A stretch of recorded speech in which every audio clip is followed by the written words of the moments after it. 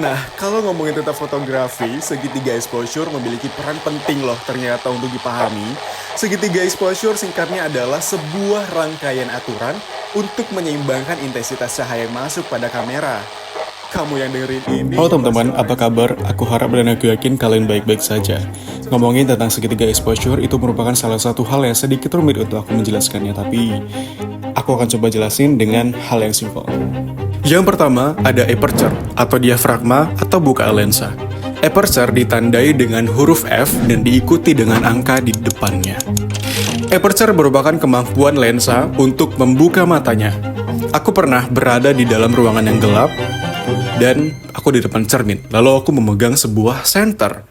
Ketika senter itu aku arahkan ke mataku di depan cermin, maka mataku harus mengecilkan pupilnya agar cahaya yang masuk tidak begitu banyak. Jadi aku tidak merasa kesilauan. Dan ketika senter itu aku matikan, maka mataku harus membesarkan pupilnya agar cahaya yang masuk bisa banyak dan aku bisa melihat di dalam remang-remang atau di dalam kegelapan itu. Begitu juga yang berlaku di dalam kamera. Kita kembali kepada simbol F. Jika angka F-nya kecil, maka bukaannya akan menjadi besar, gambar akan menjadi terang, dan area fokus menjadi sempit, atau latar belakangnya bisa jadi blur, atau sebutannya adalah bokeh. Hal ini juga berlaku sebaliknya. Jika angka F-nya besar, maka bukaannya akan menjadi kecil, gambar akan menjadi gelap, dan area fokusnya akan luas. Untuk penggunaan F yang berangka kecil, bisa digunakan untuk memotret objek-objek yang berjarak dekat. Seperti ini contohnya.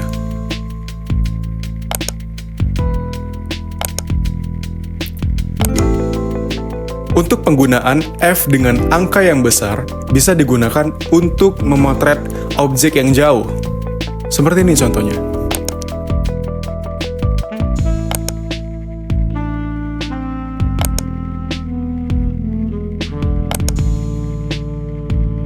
Selanjutnya, shutter speed atau kecepatan rana. Shutter speed merupakan kecepatan kamera atau sensor untuk menangkap cahaya atau gambar.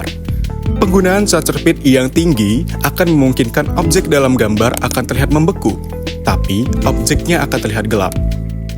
Penggunaan shutter speed yang rendah akan memungkinkan gambar terlihat terang, namun objek di dalam gambar akan menimbulkan efek motion blur atau objeknya jadi nggak jelas. Penggunaan dari shutter speed yang tinggi bisa kita gunakan dalam situasi ketika kita ingin memotret objek dengan kecepatan yang tinggi, misalnya orang berlari, hewan, atau bahkan kendaraan. Untuk penggunaan shutter speed dengan angka yang rendah bisa kita gunakan dalam situasi ketika kita ingin membuat light painting atau foto-foto blur estetik kayak gini. Sampai di sini aku harap kalian paham sih apa yang aku jelasin. Oke? Lanjut. Yang terakhir, ada ISO.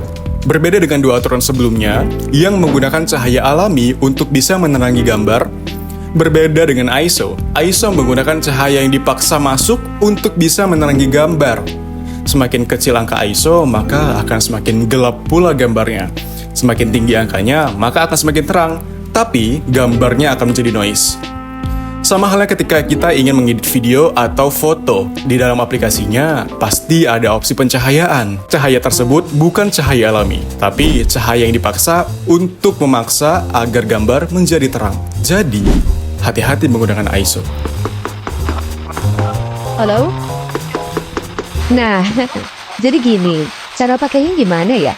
Terus settingan yang pas biar gambarnya bagus, berapa? Nah, mari aku jelasin. Sebenarnya tidak ada aturan baku untuk kita menyeting segitiga exposure.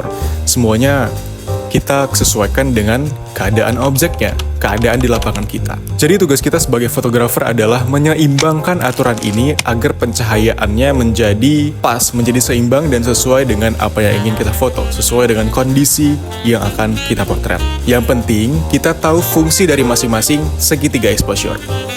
Sekian penjelasan dariku, jangan lupa untuk subscribe, like, dan komentar. Aku buka sesi untuk kalian mengkritisi atas apa yang sudah aku jelaskan. Terima kasih. Assalamualaikum.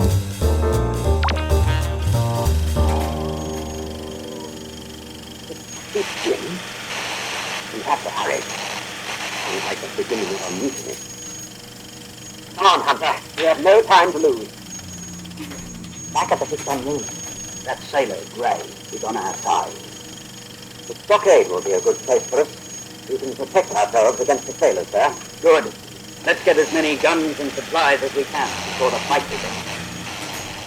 Hunter, Joyce, and the doctor made several trips to the stockade with supplies. After the second trip,